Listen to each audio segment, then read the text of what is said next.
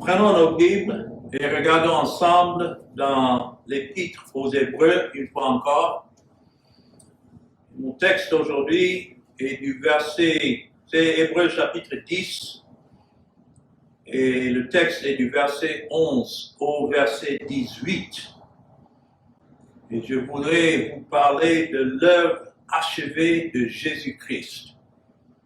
Oh, quelle joie de pouvoir annoncer une œuvre accomplie, une œuvre achevée à l'égard des pécheurs tels que nous sommes de la part du Seigneur Jésus-Christ.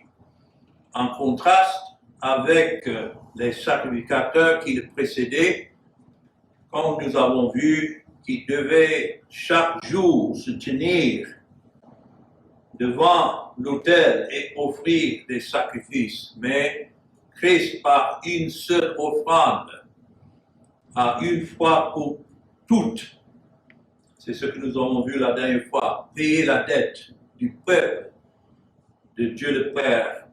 Et une fois que le péché était effacé, il ne restait que sa justice à imputer à ceux pour qui il est mort. Donc voilà, nous continuons ce thème ici dans ces versets. Comme dans le verset 10, avec lequel nous avons terminé la dernière fois, c'est écrit, c'est en vertu de cette volonté. Donc tout cela s'est passé selon la volonté souveraine de Dieu, que c'est en vertu de cette volonté que nous sommes sanctifiés. Notons comment c'est écrit. Sanctifié et placé ici dans le passé. Et c'est en vertu de la mort de Christ que chacun des élus a été sanctifié dans la même offrande, dans le même endroit, dans le même sacrifice du Seigneur Jésus-Christ, comme c'est écrit par l'offrande du corps de Jésus-Christ une fois pour toutes. Et maintenant, nous lisons à partir du verset 11 jusqu'au verset 18, et tandis que tout sacrificateur fait chaque jour le service et offre souvent les mêmes sacrifices qui ne peuvent jamais ôter les péchés. Lui, après avoir offert un seul sacrifice pour les péchés, s'est assis pour toujours à la droite de Dieu, attendant désormais que ses ennemis sont devenus son marchepied, car par une seule offrande, il a amené à la perfection pour toujours ceux qui sont sanctifiés. Voilà l'œuvre achevée de Jésus-Christ. C'est ce que le Saint-Esprit nous atteste aussi, car après avoir dit, voici l'alliance que je ferai avec eux, après ces jours-là, dit le Seigneur, je mettrai mes lois dans leur cœur et je les écrirai dans leur esprit. Il ajoute, et je ne me souviendrai plus de leurs péchés et de leurs iniquités. Or, là où il y a pardon des péchés, il n'y a plus d'offrande pour le péché. Si on n'avait pas d'autres passages dans les Écritures que ce que nous sommes en train de considérer ici, ça serait suffisant pour nous de savoir ce qui est la fondation même du pardon des péchés et la justification des pécheurs devant Dieu. Ce n'est pas dans les œuvres des hommes, ce n'est pas dans les traditions, mais c'est dans l'œuvre et la personne du Seigneur Jésus-Christ. Et voilà le contraste alors que l'auteur aux Hébreux tire ici entre l'Ancien et le Nouveau Testament. Bien sûr, l'Ancien était nécessaire. C'est ce que Dieu a ordonné à ce que ça sert comme image et comme type de l'œuvre du Seigneur Jésus-Christ. Mais sous la loi, il n'y avait pas de pardon de péché. C'est dans la patience de Dieu qu'il a accepté ces offrandes des animaux en attendant à ce que Christ vienne et qu'il accomplisse tout ce qui était écrit de lui. Voilà le lien entre l'Ancien et le Nouveau Testament. Ici, c'est écrit dans le verset 11, tandis que tout sacrificateur était chaque jour, ou faisait chaque jour le service et offre souvent les mêmes sacrifices. Chaque sacrificateur devait se tenir debout quotidiennement. Il n'y avait pas de chaise dans le tabernacle ou dans le temple où le sacrificateur pouvait s'asseoir pour dire bon, c'est fini. Non, quotidiennement, chaque jour, les sacrificateurs devaient se tenir debout dans leur travail. Voilà la différence entre leur travail et l'œuvre de Christ achevée. Parce qu'une fois que Christ a accompli son œuvre, il est monté au ciel où il est assis. Ça, c'est la preuve que l'œuvre est achevée parce qu'il est maintenant assis où il intercède en faveur de ceux pour qui il est mort. Mais sous la loi, le travail des sacrificateurs continuait quotidiennement et les sacrifices aussi devaient être offerts à plusieurs reprises. Les sacrificateurs ne pouvaient jamais s'asseoir. Mais en revanche, Jésus s'est assis à la droite de Dieu, ayant terminé son œuvre de sacrifice pour le péché. Et c'est pourquoi nous lisons le contraste ici avec mais cet homme. Par exemple, dans le verset 12, lui, après avoir offert un seul sacrifice pour les péchés, s'est assis pour toujours à la droite de Dieu. Opposé à la pluralité aussi des sacrificateurs lévitiques, il y en avait plusieurs parce que chacun suivait son tour dans le sacerdoce. Mais cet homme unique, Christ représentait comme l'unique sacrificateur devant Dieu, un seul sacrificateur et un seul sacrifice est fait une fois pour toujours, en contraste avec les sacrifices de l'Ancien Testament qui ne pouvaient pas cesser et en même temps ne pouvaient pas pardonner. Alors, voilà ce qui est significatif ici au sujet du Seigneur Jésus-Christ et de son œuvre. Cela montre que son œuvre est terminée. Il n'y a rien à ajouter à ce que Christ a accompli.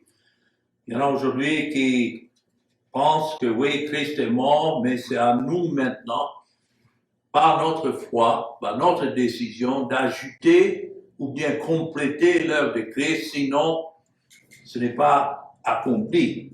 Voilà ce que beaucoup pensent, mais c'est dans l'erreur et c'est une erreur grave. Parce qu'imaginez que l'homme, par sa décision, doit en quelque sorte achever l'œuvre du Seigneur Jésus-Christ, c'est de la folie. Et ça va contraire à tout ce que nous avons ici. Cet homme, le Seigneur Jésus-Christ, dans le verset 12, lui, il est devenu un homme, mais il n'était pas un simple homme, il était le Dieu homme. C'était nécessaire que celui-ci soit en même temps Dieu et en même temps homme, selon ce que c'est écrit par exemple dans Isaïe chapitre 7 et le verset 14. Isaïe chapitre 7 et le verset 14. Cela a été prononcé dans l'Ancien Testament. C'est écrit, c'est pourquoi le Seigneur lui-même vous donnera un signe. Voici la jeune fille, c'est comme ça que c'est traduit, mais dans l'hébreu, c'est voici une vierge deviendra enceinte, elle enfantera un fils et elle lui donnera le nom d'Emmanuel. C'est intéressant que jamais dans le Nouveau Testament, aucun des disciples ou ceux autour de Christ l'ont appelé Emmanuel. Ça, c'est le nom de Dieu le Père pour son Fils. Emmanuel signifie Dieu avec nous. Donc, c'est ce que nous devons nous rappeler lorsque, ici, dans Hébreux 10, c'est écrit lui, ou bien cet homme, après avoir offert un seul sacrifice pour les péchés. Il s'agit du Dieu homme. C'était nécessaire à ce qu'il soit Dieu, parce que c'est seulement Dieu qui peut satisfaire Dieu, mais en même temps, il devait être un homme, parce qu'il est venu représenter des hommes, et à leur égard, devait vivre et mourir comme substitut pour ceux que le Père lui a donné de sauver. Et son œuvre étant accomplie, c'était avec fidélité que Christ a vécu sa vie dans la perfection, ce qui était nécessaire à la loi, la justice de Dieu, selon chaque précepte de la loi, non seulement à la lettre de la loi, mais même l'esprit de la loi, en parole, en acte, mais aussi en esprit. Ça devait être une obéissance parfaite de Christ à cette loi. Et c'est ce qu'il a fait. Et puis, la loi exigeait aussi la mort, étant substitut, il devait mourir. Et tellement son sang versé à la mort, ce n'est pas simplement le sang versé, mais jusqu'à la mort, parce que le salaire du péché, c'est la mort. C'est ainsi, une fois qu'il a accompli cette œuvre et qu'il est mort, et le sang a coulé de son corps, et il a recommandé son âme à son Père avant de mourir, disant, tout est accompli dans l'Évangile selon Jean. Alors, tellement cette œuvre satisfaisait Dieu le Père, que l'effet était immédiatement, en même temps, le pardon des péchés et la justification, c'est-à-dire déclarer juste les pécheurs pour qui Christ est mort. Cela s'est passé bien avant notre existence. Ce qui signifie que si nous sommes un élu de Dieu, nous sommes un objet de la grâce de Dieu, et que Dieu le Père a ordonné notre salut par cette œuvre de Christ, et que Christ est venu en effet et a accompli tout ce qui est écrit, nous qui sommes de ces élus qui vivons de ce côté de la croix, nous sommes nés dans ce monde, bien sûr pécheurs, et dans notre esprit, dans les ténèbres, mais des pécheurs déjà justifiés. Quand on appelle l'évangile la bonne nouvelle, voilà ce que ça signifie.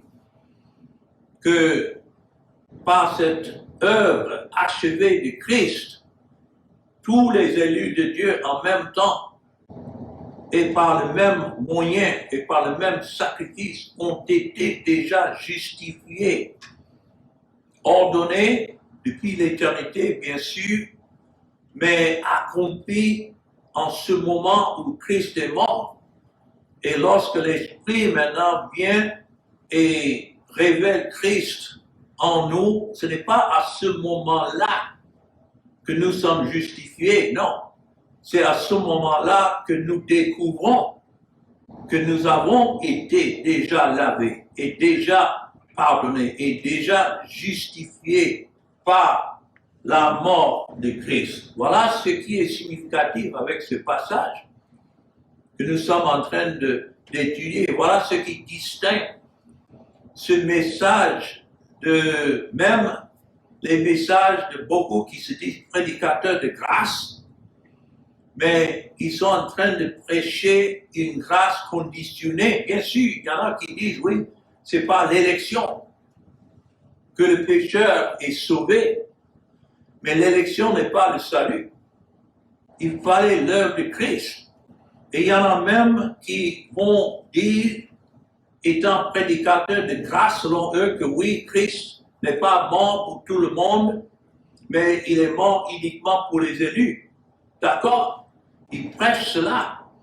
Mais il faut leur demander, donc, s'il est mort pour les élus, est-ce que cela signifie alors que les élus étaient une fois pour toutes justifiés là à la croix?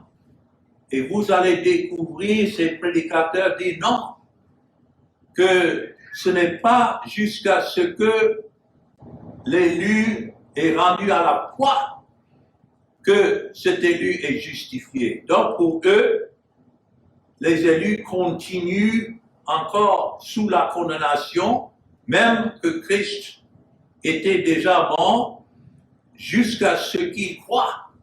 Parce que vous ne voyez pas que cela est un autre évangile, et ce n'est pas ce que nous sommes en train d'étudier et lire ici.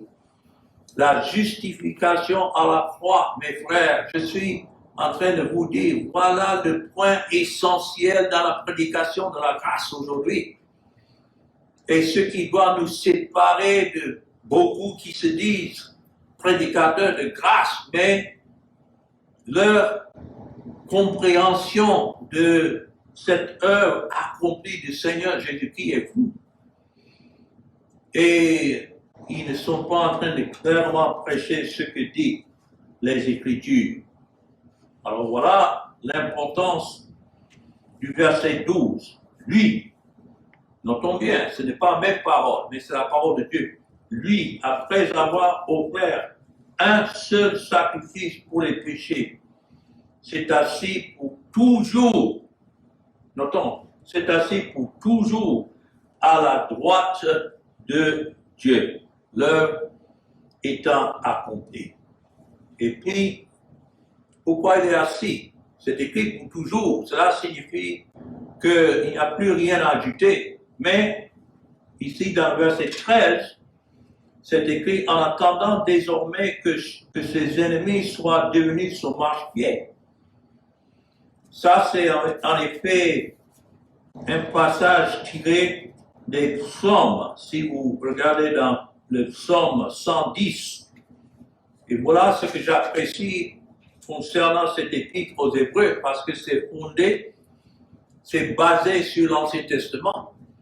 Nous ne pouvons pas comprendre le message du Nouveau Testament sans voir comment c'est fondé sur les Écritures de l'Ancien Testament. Et ici, dans Psaume 110 et le verset 1, Psaume de David, c'est écrit « Parole de l'Éternel à mon Seigneur, assieds-toi à ma droite jusqu'à ce que je fasse de tes ennemis ton marchepied. » Donc cette œuvre de Christ qui devait achever a déjà été annoncée depuis l'Ancien Testament, comme nous avons lu la dernière fois dans ce même chapitre d'Hébreux 10, que dans le rouleau du livre, dans Hébreux 10, le verset 7, il est question de moi pour faire, ô Dieu, ta volonté. Dans le rouleau du livre, c'est-à-dire selon les Écritures, ça a été déjà annoncé, c'est Dieu qui a fait de lui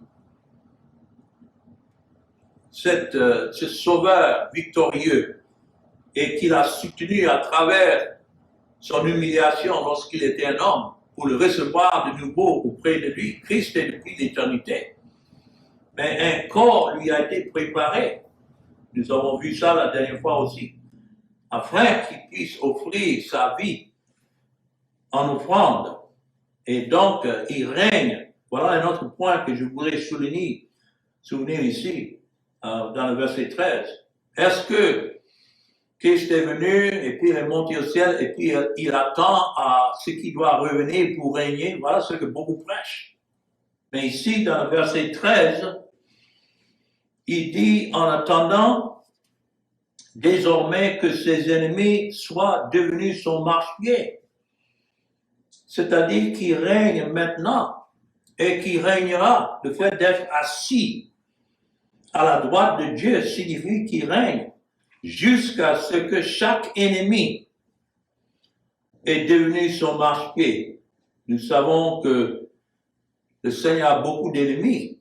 Et je dois dire que même les élus nés dans ce monde sont nés dans l'incrédulité, dans nos pensées et dans nos esprits.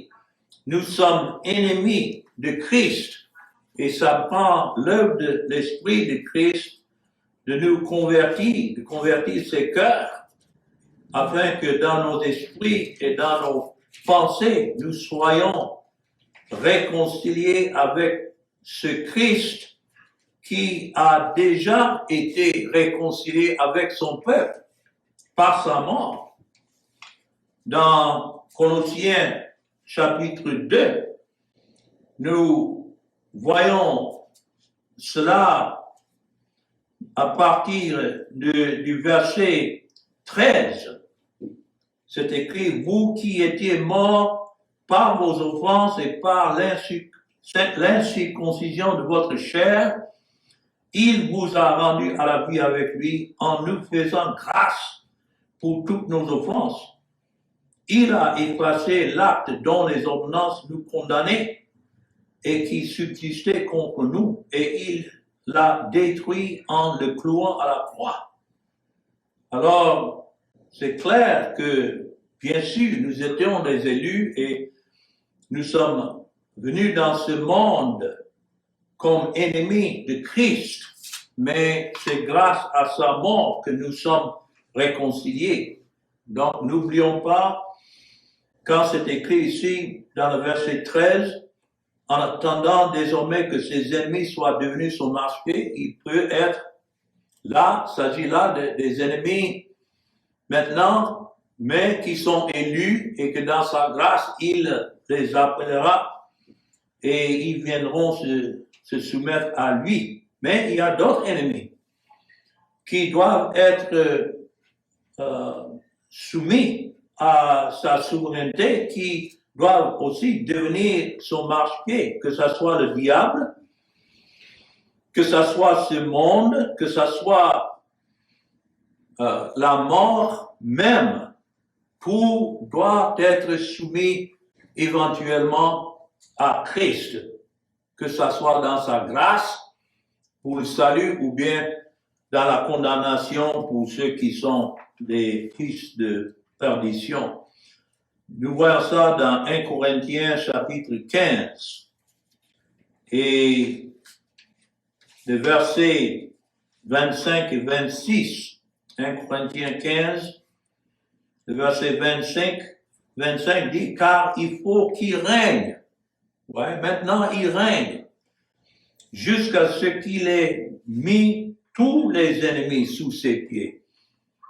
Le dernier ennemi qui sera détruit, c'est la mort. Dieu, en effet, a tout mis sous ses pieds, mais lorsqu'il dit que tout lui a été soumis, il est évident que celui qui lui a soumis, toute chose est acceptée. C'est-à-dire, toutes choses sont soumises à lui, mais lui, Christ, est toujours soumis à son Père. Ça, c'est le mystère de la divinité, le Père, le Fils, le Saint-Esprit. Tout est pour la gloire de Christ, mais Christ lui-même, en venant pour accomplir cette œuvre, est soumis en toutes choses à son Père. C'est pourquoi nous ne devons pas nous ennuyer lorsque nous voyons les choses qui se passent maintenant dans le monde. Et le monde est perturbé, que ce soit par la guerre, que ce soit par un virus, que ce soit par la famine ou d'autres tragédies, toutes choses continuent sous le règne du Seigneur Jésus-Christ.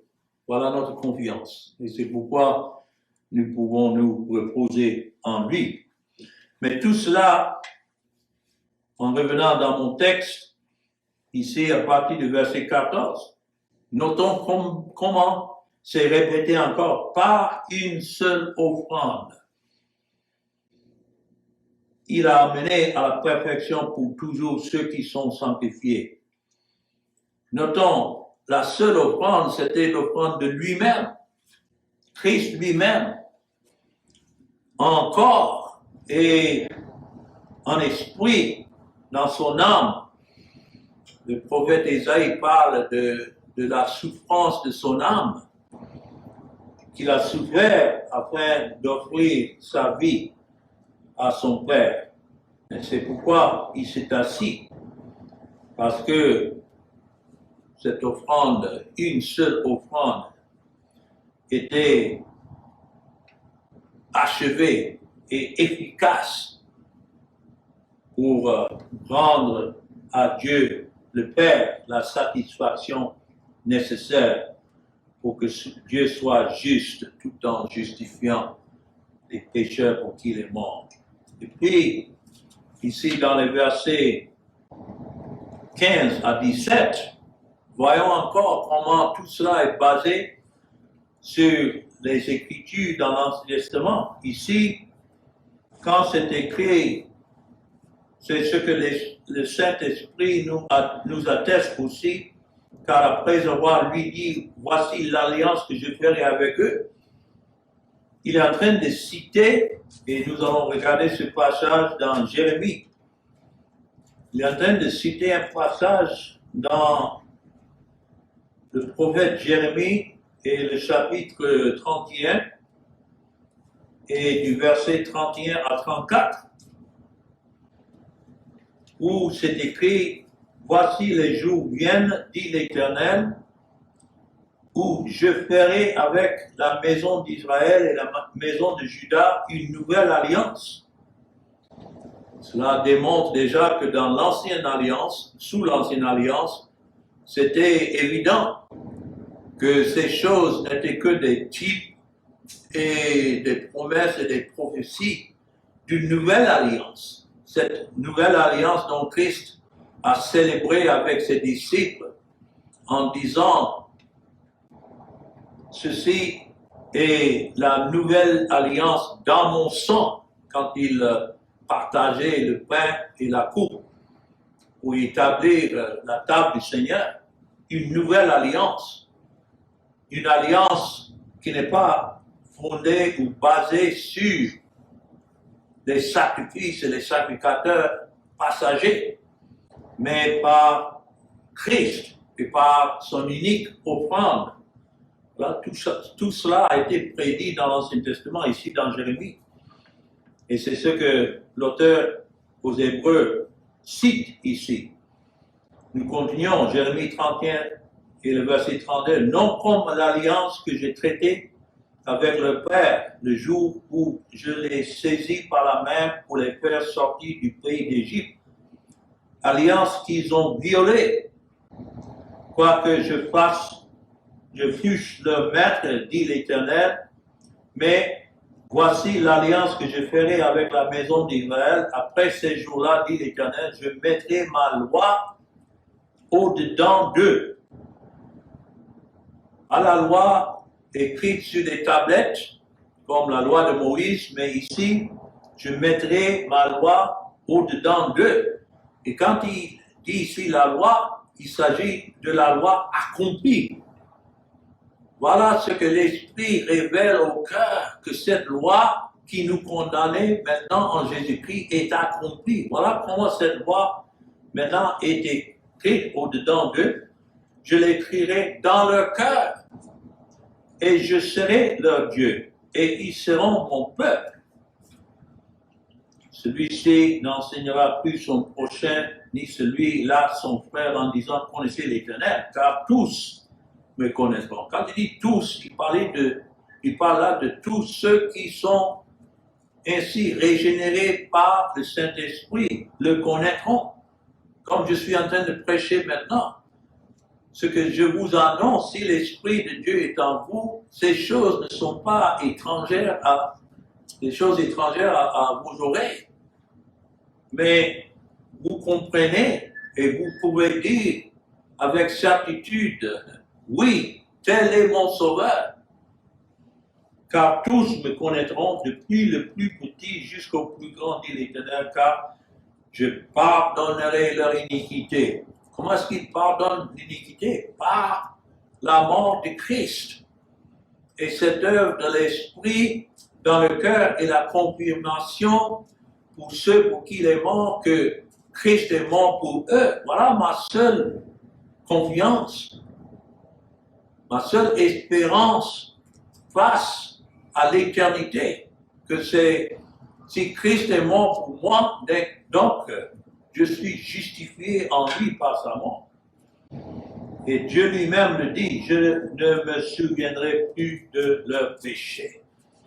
Voilà ce qui faisait fâcher les pharisiens au temps de Christ.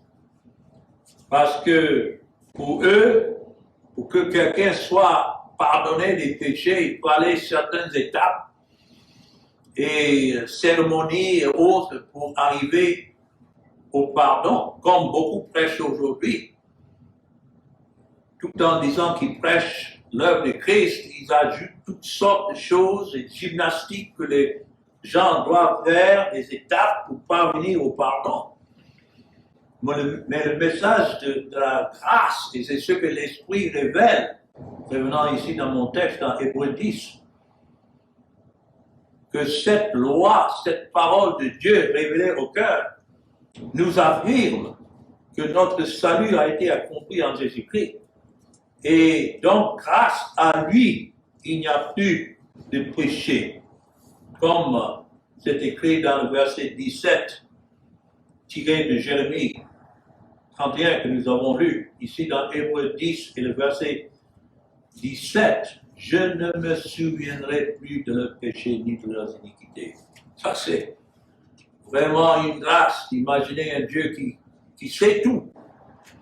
Mais quand il s'agit maintenant des péchés de son peuple, il dit « Je ne me souviendrai plus de leurs péchés ni de leurs iniquités. » Nous nous souvenons de nos péchés parce que nous vivons dans un corps toujours pécheur.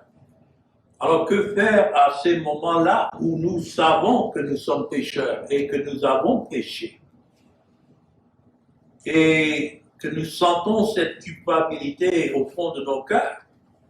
Là encore, c'est l'Esprit en nous qui tire nos regards maintenant vers ce Sauveur, vers ce Seigneur qui est venu et qui a tout accompli. Et c'est ainsi que nous avons cette assurance qu'en effet, même si nous sommes des pécheurs, nous savons que nous avons un avocat auprès de Dieu le Père, Jésus-Christ, le juste. C'est ce que Jean a dit dans 1 Jean chapitre 2.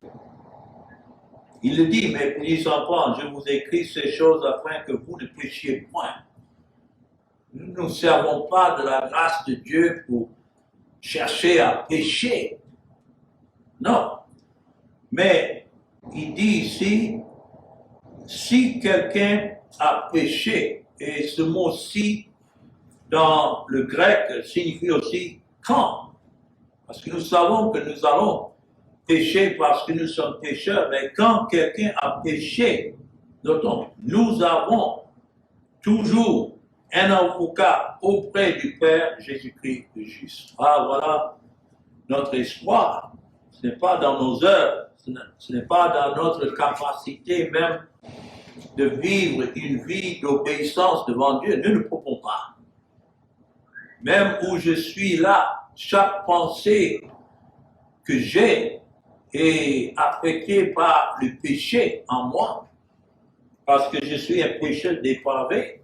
Mais comment je peux me lever alors pour prêcher le pardon du péché si ce n'est dans cette seule offrande du Seigneur Jésus-Christ? Laissez à moi, je serai hypocrite de vous annoncer que oui, je vis une vie parfaite, je vis une vie sans péché. Je pêche à chaque moment dans mes paroles et par mes actes et certainement dans mon esprit. C'est ce que je suis toujours devant Dieu.